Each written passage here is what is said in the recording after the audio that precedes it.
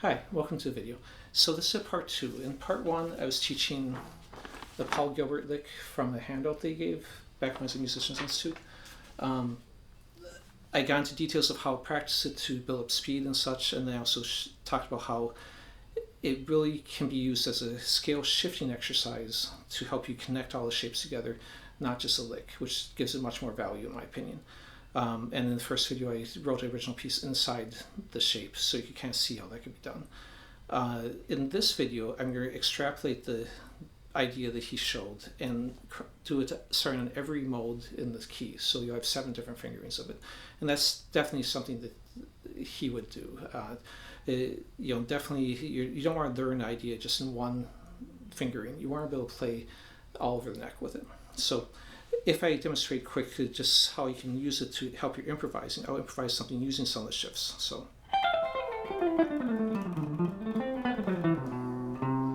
they're shifting through the positions, using some of the shifting positions you'll see in just a second, and just improvising with it.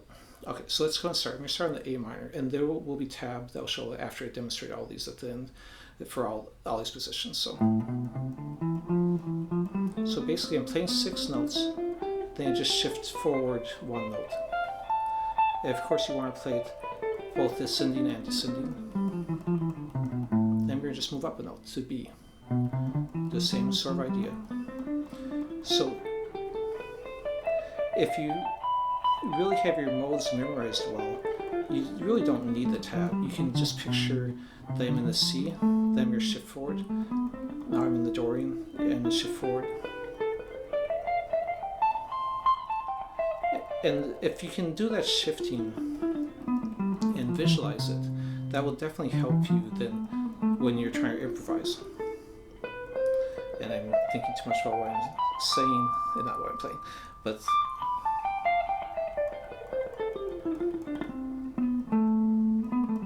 as I said. Okay, so anyway, so that's going that position. Now we jump back to the E minor. So I'm starting the open notes and then shifting forward. Now, some of these I might be pausing a little bit on the grouping of 6. Of course, you want to play it smoothly without any pause. I'm just doing it so you can see it easier.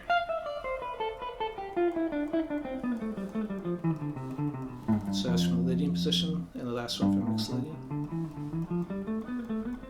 And please, if you like this content, subscribe. I also will have a link to Patreon in the comment section. So if that was a G-Mix link. Now, right before, I'll show the tab in just a second.